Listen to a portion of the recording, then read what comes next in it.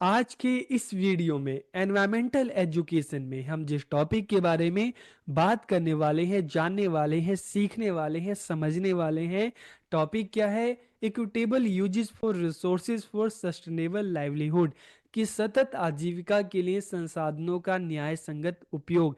तो देखिए, जब हम सस्टेनेबल लाइवलीहुड की बात करते हैं, सतत आजीविका की बात करते हैं, तो हमें रिसोर्सेज का, संसाधनों का इस तरीके से प्रयोग करना है कि हम भी उसको यूज कर लें और आगे आने वाले जनरेशन, उनके लिए भी चीजों की कमी ना पड़े। तो इसलिए हम कह रहे हैं न्याय संगत उपयोग, इक्विटेबल यूजेस ऑफ रिसोर्सेज। तो इस वीडियो में हम जानेंगे, बात करेंगे कि सस्टेनेबल लाइवलीहुड क्या होता है और ऐसे कौन कौन से तरीके हैं जिनके द्वारा हम संसाधनों का इक्विटेबल यूज कर सकते हैं, न्याय संगत उपयोग कर सकते हैं। तो वीडियो को पूरा देखिएगा, आखिरी तक देखिएगा और लास्ट में कमेंट करके जरूर बताइएगा। तो वीडियो को हम शुरू करते हैं।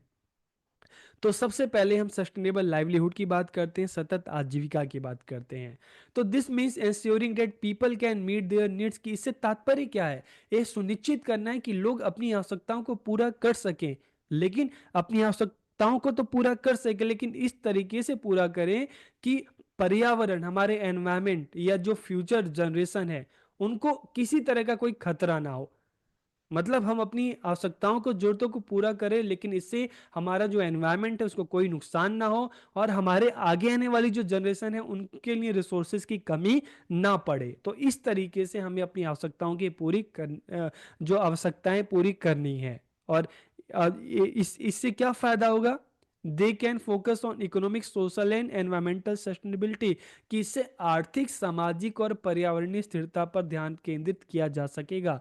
ठीक है, तो ये चीज मतलब सभी के फायदे के लिए है कि अगर हम अपनी आवश्यकताओं को पूरा कर रहे हैं ना, हमारी जो जरूरतें हैं, बिजली की जरूरत है, पानी की जरूरत है, खाने की जरूरत है, ये सारी जरूरतें हम पूरा कर रहे हैं तो अच्छी बात है। हमें अपनी जरूरतों को पूरा करना चाहिए, हर कोई अपनी जरूरत को पूरा करता है, लेकिन हमारी जितनी जरूरत है हमें सिर्फ उतने ही संसाधन का यूज करना चाहिए। जरूरत जितने की नहीं है, हमें ओवर यूज नहीं करना चाहिए। पानी उतना ही यूज करें जितनी जरूरत है, बिजली उतना ही यूज करें जितनी जरूरत है।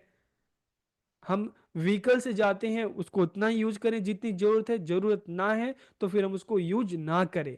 ठीक है, तो हमें अपनी आवश्यकताओं की इस तरह से पूर्ति करनी है जिससे हमारे एनवायरनमेंट को कोई नुकसान ना हो और हमारे आगे आने वाली जो पीढ़ियां, उनको भी, उनके लिए भी रिसोर्सेज कम ना पड़े।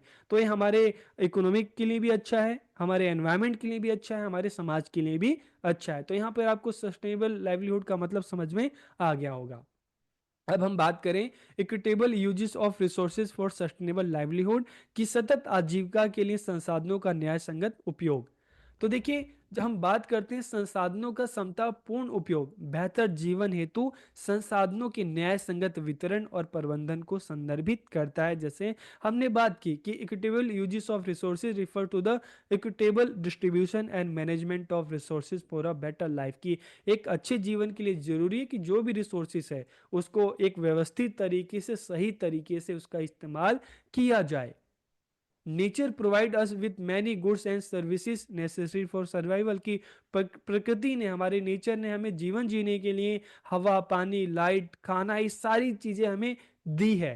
ठीक है, लेकिन हम देखते हैं कि जो रिसोर्सिस जो है ना, पूरी दुनिया में देखें, अलग अलग स्टेट में देखें, तो हर जगह इसका इक्वल डिस्ट्रीब्यूशन नहीं है। कहीं रिसोर्सिस बहुत ज़्यादा है, कहीं पानी बहुत ज़्यादा है, तो कहीं बिल्कुल डेजर्ट एरिया है, कहीं बारिश बहुत ज़्यादा होती है तो कहीं नहीं होती।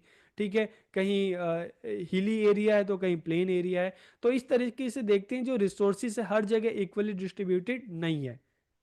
Resources like soil, water and food are not equally distributed, की मिट्टी, पानी, खाद जैसे संसाधन समान रूप से वितरित नहीं है। बहुत सारे लोग जो हैं इन इन चीजों के लाभों से जो है वंचित हैं, हर किसी को ये तो मिल ही नहीं पाता। इसलिए ये जरूरी है कि natural resources should be distributed equally among communities, की प्राकृतिक संसाधनों को समुदाय के बीच समान रूप से वितरित किया जाना चाहिए। This will fulfil the needs of the present and future generation, की इससे वर्तमान और भावी पीढ़ियों की आवश्यकताओं की पूर्ति की जा सकती है। ठीक है, अब हम बात करते हैं ways to use resources equitable for sustainable livelihood, की सतत आजीविका के लिए संसाधनों के न्याय संगत उपयोग के तरीके। हम किन तरीकों से जो रिसोर्सेज हैं उनका सही प्रकार से यूज कर सकते हैं, अपनी आवश्यकताओं को पूरा कर सकते हैं, बिना अपने नेचर को हानि पहुंचाए, बिना आगे आने वाली जनरेशन को कोई नुकसान पहुंचाए। तो देखिए क्या क्या चीजें हम कर सकते हैं। ठीक है, do not convert forest land into agriculture land, की जो जंगल की जो भूमि है ना, ठीक है, हमें उसको एग्रीकल्चर लैंड में नहीं बदलना। क्यों? क्योंकि हम क्या कर रहे हैं कि ज़्यादा से ज़्यादा एग्रीकल्चर लैंड की वजह से हम जंगलों को काट रहे हैं, पेड़ों को काट रहे हैं। जब हम जंगलों को काट रहे हैं, पेड़ों को काट रहे हैं, तो रिसोर्सेस हमारे ऑलरेडी कम हो रहे हैं, क्योंकि जंगलों से, पेड़ों से हमें ऑक्सीजन मिलता है, बहुत सारी चीज़ें हमें मिलती है। जब हम अपने फ़ायदे के लिए इनको काटेंगे तो फिर नुकसान हमें है। तो इसलिए हमें अपने जो जंगल है उनको नहीं काटना। और एग्रीकल्चर लैंड की बात करें तो जो ऑलरेडी जो जमीन है उसका हमें सही से यूज करना है। मौजूदा कृषि भूमि का उपयोग बहुफसल के लिए करें, कि जो मौजूदा भूमि है हमें एक पे जितनी है उसी में हम अलग अलग करके फसल ज़्यादा से ज़्यादा उगा सकते हैं। इसके अलावा हम बात करते हैं कि जो हम फर्टिलाइज की बात करते हैं, पेस्टिसाइड्स की बात करते हैं, केमिकल्स की बात करते हैं, उसका अपने खेतों में ज़्यादा यूज नहीं करना, क्योंकि इससे ज़मीन खराब होती है। और जो हम रेन वाटर की बात करते हैं तो उसको हमें कंजर्व करना है। किसे? रेन वाटर हार्वेस्टिंग के थ्रू बारिश के पानी को हमें इकट्ठा करना है, और आगे चलकर इसको काफ़ी और जो ज़रूरतें होती हैं उसमें इसका यूज किया जाए पानी का। इसके अलावा use organic manure to maintain soil fertility, की मिट्टी की उर्वरता बनाए रखने के लिए जैविक खाद का उपयोग करना चाहिए हमें। और प्लास्टिक की जगह में जूट का उपयोग करना चाहिए। अगर घर में बिजली पंखे का यूज ना हो तो हमें स्विच बंद कर देनी चाहिए। ठीक है, और जो बल्ब है उसकी जगह हमें एलईडी की बात करते हैं, ठीक है, सीएफएल की बात करते हैं तो इनका यूज करना चाहिए, क्योंकि इसमें एनर्जी कम लगती है। इसके अलावा जब हम खाना बनाते हैं तो खाना बनाते टाइम जो पतीला होता है तो उन पर हमें ढक्कन लगाना चाहिए। तो उससे क्या होता है कि उससे क्या होता है कि खाना जल्दी गर्म हो जाता है, जल्दी बन जाता है। ठीक है, मेक ग्रीन परचेजेस, हरित खरीदारी का उपयोग करें। जैसे हम कहते हैं ना कि प्लास्टिक का, हमें प्लास्टिक और उससे जो जो रिलेटेड चीज़ें हैं उसका हमें उपयोग नहीं करना चाहिए। प्लास्टिक की जगह हमें जूट का यूज़ करना चाहिए। ठीक है, तो इस तरह के सामान हमें लेना चाहिए।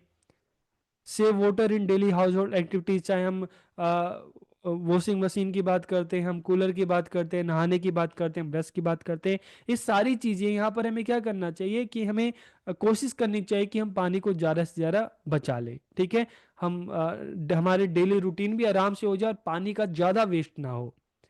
इसके अलावा जो आपके घर के जो वाटर टेप्स हैं, ठीक है, टोटी हैं, नलके हैं, आप उनको भी टाइम टू टाइम जांच करें, चेक करें कहीं लीकेज तो नहीं हो रही।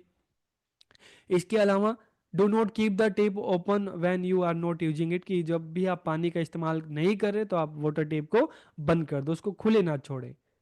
और use water use for washing clothes for other purpose, की कपड़े धोने के लिए जब आप पानी का जो इस्तेमाल करते हैं ना, तो जो पानी आप कपड़े धोने के बाद जो बच जाता है तो उसको आप अलग अलग कामों में आप उसका इस्तेमाल कर सकते हैं। टॉयलेट में आप उसका यूज कर सकते हैं। और try to get energy from natural resources, की प्राकृतिक संसाधनों से ऊर्जा प्राप्त करने का प्रयास करें। जैसे आजकल हम देखते हैं ना कि जो इन्वर्टर जो है, ठीक है, सोलर इन्वर्टर का ज़्यादा से ज़्यादा हम यूज़ कर रहे हैं। तो try to get energy from natural resources, की प्राकृतिक संसाधनों से ऊर्जा का प्रयोग करें। घर की खिड़कियां बड़ी बनवाएं ताकि दिन में बल्ब की जरूरत ना पड़े। इसके अलावा अगर आपके घर के आसपास कहीं जाना है तो उसके लिए गाड़ी की जगह आप वो करके जाएं, साइकिल से जाएं। तो ये सारी चीजें, आप पब्लिक ट्रांसपोर्ट का ज्यादा इस्तेमाल करें। गाड़ी से हैं, बाइक से हैं, रेड लाइट पे जब आप गाड़ी, मान लो आपको रोकनी हो, ठीक है, रेड लाइट हो या कहीं आप साइड में गाड़ी खड़े तो गाड़ी खड़ी करें तो आप उसको बंद कर दें। इसके अलावा आप कार का भी शेयरिंग इस्तेमाल कर सकते हैं, जिसको हम कार पुलिंग कहते हैं, कि अगर आपके घर के आसपास के लोग एक आसपास कहीं जॉब करते हैं तो आप सब एक ही गाड़ी में आप जा सकते हैं। ठीक है, तो इससे भी एयर पोल्यूशन जो होता है वो कम होता है, हवा शुद्ध होगी। तो ये सारे तरीके हैं। आज के टाइम में बात करें तो हम देखते हैं कि पॉल्यूशन जो है पेट्रोल डीजल की गाड़ियों से फैलता है, तो आप ई व्हीकल्स का भी यूज़ कर सकते हैं। ज़्यादा से ज़्यादा पेड़ पौधे लगा सकते हैं।